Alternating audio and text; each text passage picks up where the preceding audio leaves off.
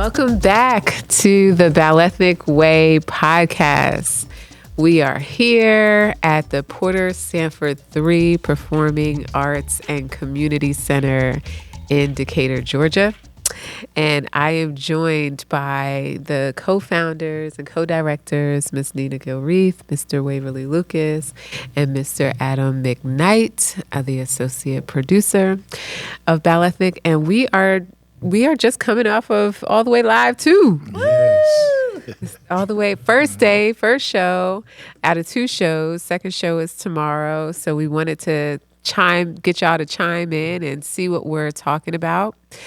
Today we're going to be talking about funding and sources of support. But before we get into that, how is All the Way Live too? How's it going for you all? Great. It was amazing. We had a really engaged audience today. Adam sang well, Waverly drummed well, and I was the MC for a moment or two. So it all went well. People are very appreciative. We also had audience participation, and we had a gaggle of people come up to the stage. So that was a lot of fun, right, y'all? Yes, it was. Yep. Yeah, it was a great show. Everything felt good from start to finish, and it was just amazing. It just felt good. It felt good. It felt to be able to get out there, and the dancers delivered, the musicians delivered, the kids delivered. Yes. Everything really went very well. Yeah, I think there's an interaction that you have when you have live music, live musicians, live dancers, live vocalists.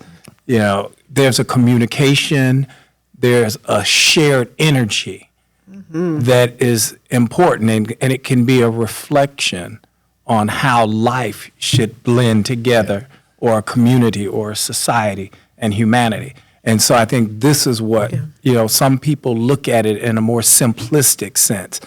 I look at it in a sense that it's greater than what you just visually see. Mm-hmm.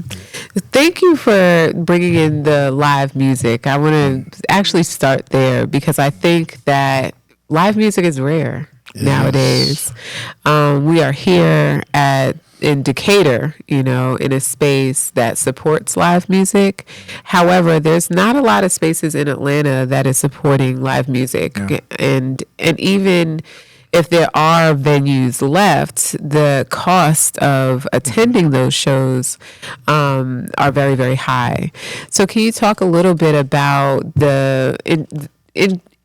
including live music, the challenges of including live music, and why you include live music? Mm-hmm. Well, one of the things I would really like to point out is I think a lot of organizations choose not to use live music. It's like, it's always a cost-cutting thing. And like I said, this is where we look at the reality, budget-wise, of what we can afford. And we figure out when we're trying to divvy up what we have, we bring in our partners, which are the live musicians, and see, okay, what component of live music can we present, with the resources that we have.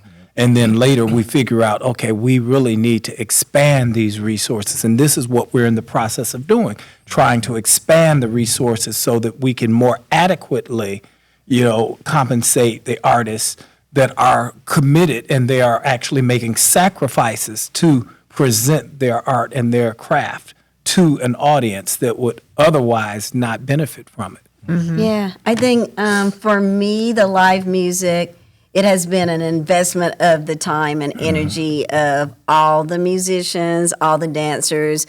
Adam partially, or mostly donating his time to organize the musicians, to rehearse the musicians. So not for profit is about the will of the people. Bringing excellent art is about the will of the people. So I think all of us had the will to come back and create something even greater for all the way live too.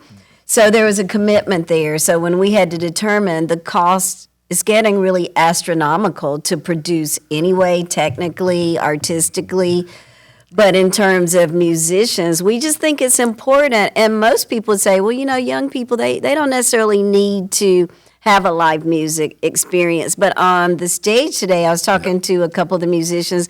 I was like, you hear a track and it becomes so blended that you can't distinguish between a trumpet, a saxophone, the bass guitar, the drums. But actually to see there live somebody make those notes on the saxophone, the trumpet, and to see that energy go and flow through a dancer's body, through Adam's voice, it's magical. And then to see everybody interpret what they hear and what they see. So for me, it's really important. It would be easy to cut because it is not cost effective because you do have to pay for rehearsal time.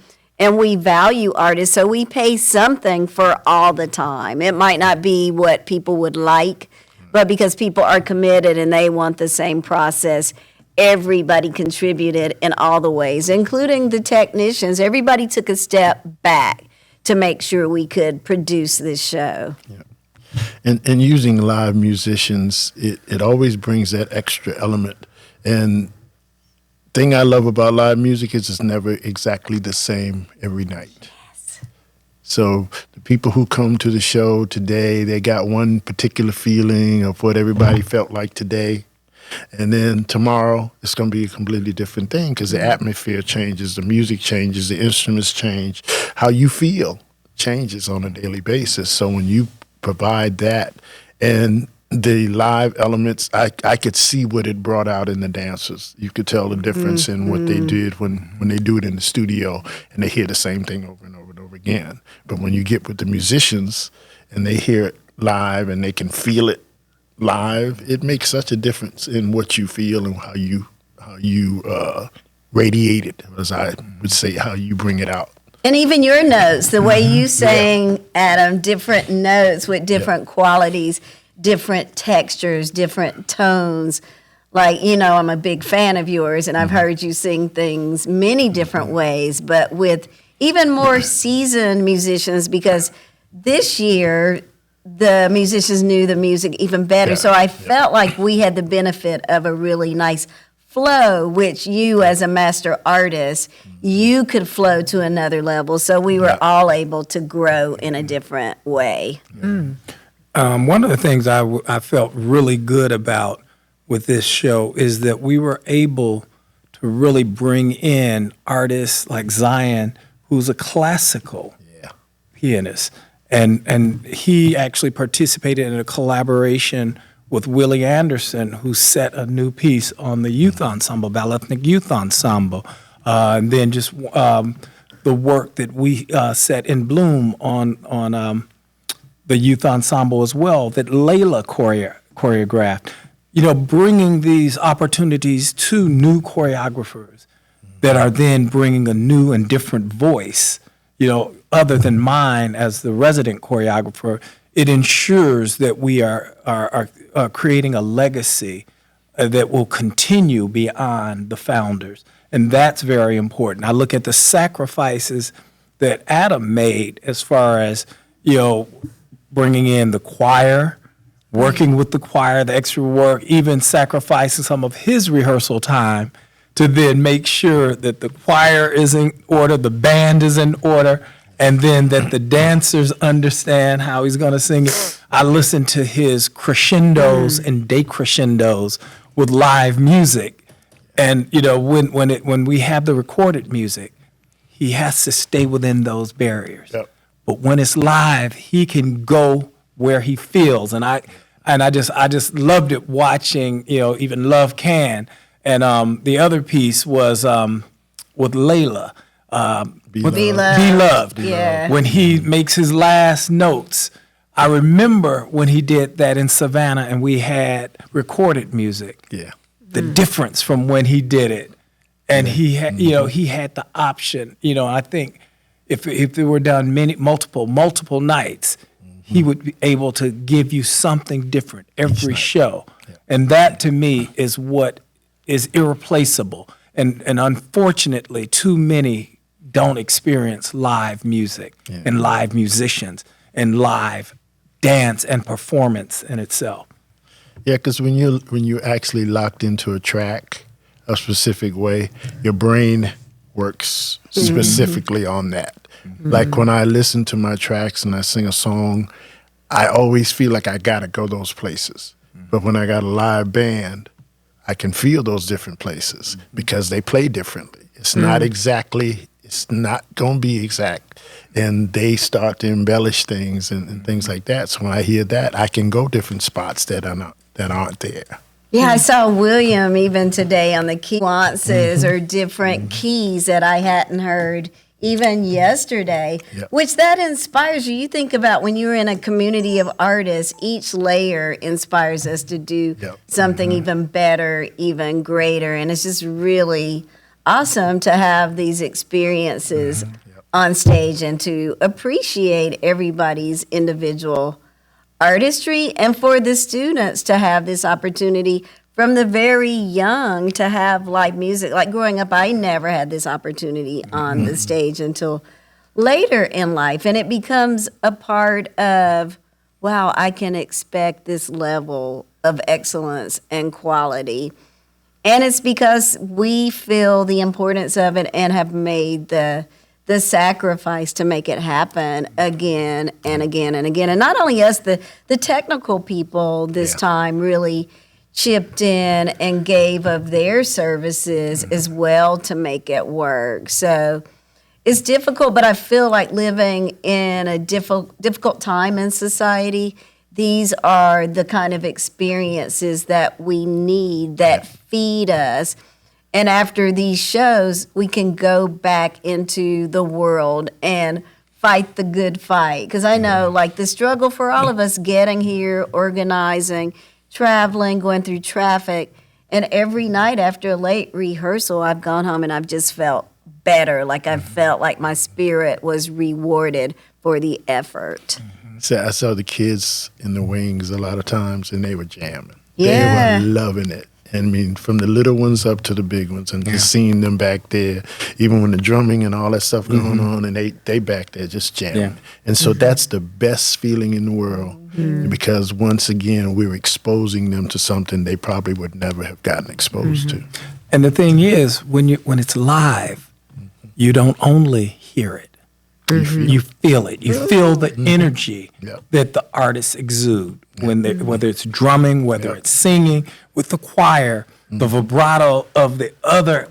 I mean, for me, that was a powerful thing, singing in the choir, and you're feeling the vibrations from the the notes, the different notes, and the different pitches, the nuances of tonation, and then when Adam comes in with the solo part. It's like there's a clarity there, but a sternness to it that I'm like, oh, wow, And it's just, there's so many dynamics that are there.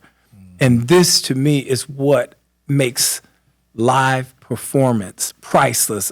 Just recently, Denzel Washington did a play, one of the plays that was just awesome, they said, and it was with him and one of the other actors. Was it Othello? It was Othello. Yeah. And they were saying that it broke records for Broadway, But the thing is, this was something when I heard him on an interview speaking about live performance, live theater. He's like, that's the ultimate. He was like, anybody can do a second take. He's like, but what do you do when you miss a line and you have to get that information out? This is where you have to know the script. This is where you have to know your music, where you can, because you're working with dancers. When you're playing for them, okay, you have to know where and how they're thinking as dancers to recover. All of those things. One of the things when you said you started early in a part and you just kind of worked your way back into it, I thought that was fabulous. That's live music, the whole improvisational part of it, that jam session feeling with Just Dance. Because I had to come on stage early anyway to set for the next dance. And so I'm hearing them halfway through, and it's grooving, but then it was like, when he starts going into just dance, and then that's where I came in with the percussion, the Gilreath, the chicka, and the maracas, chaka chaka chaka chaka chaka chaka chaka chaka chaka chaka, and then from there I heard it go up again, so that's where I switched the maracas to one hand and then got the tambourine, so it goes to another level. These are the things. Yeah. And this is what, when I look at the artists that I really love, they have that improvisational element to them, like the great artist Prince, that's the kind of thing. I study a lot of his music and everything because he's a musician as well. Right. And these are the things that you're looking at. And, Babatunde Olatunji, who was a mentor to me, these are the things that he spoke of, and how to listen to music, how to hear it, and how to contribute to it. You actually just reminded me of one of my earliest memories in theater. When I was living in New York, I was about 4 or 5 years old, and Denzel was performing Shakespeare in Central Park, and my mom took us to see, because they had these open shows, and we actually could not get into the show. Either they ran out of tickets or they closed the door or something like that, but my mom knew the park very well and knew that there was an area that you could climb up and you can view the amphitheater from this high perch. And we sat there, we had our little picnic, and we watched Denzel Washington. He was, that big. And my mom was like, you see the one with the, and I was like, yeah, I see it. But I was around 4 or 5 years old. And that was my first theater experience. And it stayed with me because I knew it was important. Number one, my mom was like, we have to do this. We have to find a way, right, to see this show. But also the amount of people that were there and the energy and it is extremely meaningful and significant just to the culture and the people that it draws. So thank you for reminding me of that. And this is how memory work works. Yeah. Okay, just to yes. But I want to talk a little bit about sustainability and the value that you place on live performance, on African concepts, on instrumentation, live instrumentation. And how do you sustain that? There is a conversation going on in arts with Arts Capital and a group of people that are the leaders of some of the different arts organizations in Atlanta. And they have a campaign around Atlanta being the 50th state in terms of funding, federal and state funding in arts. So we know whose ever statistics we look at, we know it's difficult to sustain the arts. And you all have been around for 35 years. You are considered a legacy organization. You've been able to do this work. How did it start? How do you maintain it today? What's the maneuvers you have to make? What's the magic? What are the tricks that you have to perform to keep this thing going that you all believe so deeply about? So Adam has a song called Determination. That's why I always love when we have that on a show, the song and the dance together. It's powerful for me because part of the lyrics are don't give up. You just never give up. And there are moments even this week and last week I wanted to give up, but I'm a person, when I feel pushed back against the wall, I kick. And that's determination. So we've been determined to overcome the obstacles. When we got into starting Ballethnic, I think we never knew all of the obstacles, and it was just a goal to create powerful art, to do our own storytelling, to be in the front and not in the background, to tell stories about our people, whatever they are, and to explore and to discover new things. So because we started not in the system that exists, I think we've always kind of had an edge that we can do this thing. We started with our own funding of our art by working, having our own credit card, and then we learned that there were grants and other ways to fund it. So I think we've been innovative and entrepreneurial, and that's why we still exist. We've always worked with our community. From the beginning, before there was funding, we had people like Mrs. Joanne Harris, who's now passed away, but people that believed in the mission and would give their own resources. There are so many numerous people that were like that. So if we didn't have something and we mentioned it out loud, they would bring it. They would go get it. They would go from their jobs and fund things because they believed it was important that we had a Ballethnic. And so in turn, we believe it. We give back. We don't just sit and ask. We're the first to give, all of us, to make it work, to donate, to sustain. Every year is more difficult. And then sometimes we have people that believe, wow, this is important, and we want to support them at a higher level. So we fell into a friendship with the founders of the Chestnut Foundation, and they really gave us a significant donation that helped us through the pandemic and helped us to overcome there. And that helped us to make some strides in terms of our operational budget, because we're artists.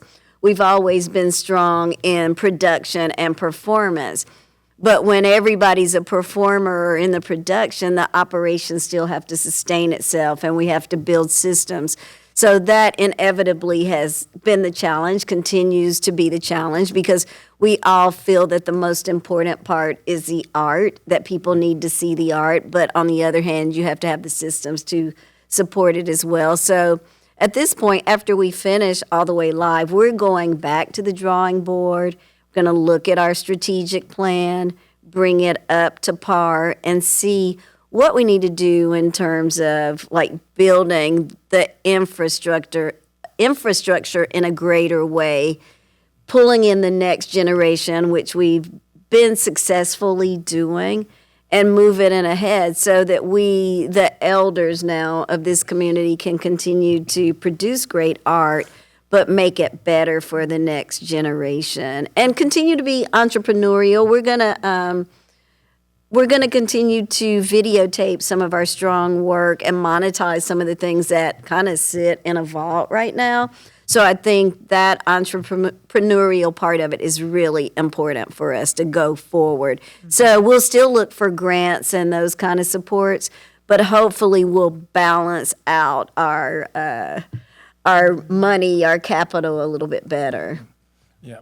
One of the things I would like to point out is it's our approach to being frugal. That has been an important part of our existence and our continuity in doing this. We've been frugal. We have, we don't overspend on things. We don't have to have the newest, the best, or whatever. And so what we do is we try and make the most out of what we have.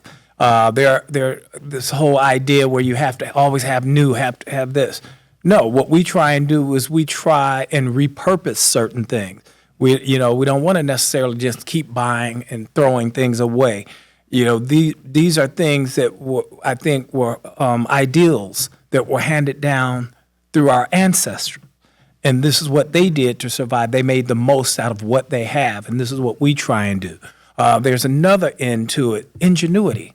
Your ingenuity, you can figure out how to do things with less in a creative, artistic way.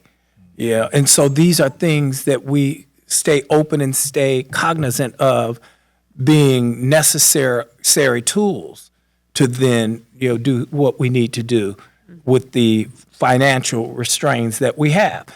And then one of the things, I was speaking with one of the attendees today. He's a minister, and I was pointing out how one of the things that I feel that makes us spiritually connected and embraced is the fact that we're not slaves to capitalism. We're more into humanity and the passion of our art, and knowing that what we do is it's purposeful for our community. And and ultimately, this is where I want my legacy as a co-founder to live. I don't want it to live in this, he made all this money, he did this. No. I get more pleasure out of creating opportunities for others who have a talent and a passion to put it out there. And part of the next challenge is to be able to continuously, adequately support them in that, both financially, spiritually, and in any other way that they need that help. And so this is the plan. Awesome. We are actually at time. We're at time for this conversation today, but we are going to come back and we're going to keep on talking. If you would keep on listening, we will be here. Thank you so much for the founders and co-directors and producers for informing and educating us about how to keep a 35-year-old company going. Okay. And we'll be back next time with the Ballethnic Way Podcast. Thank you so much for joining.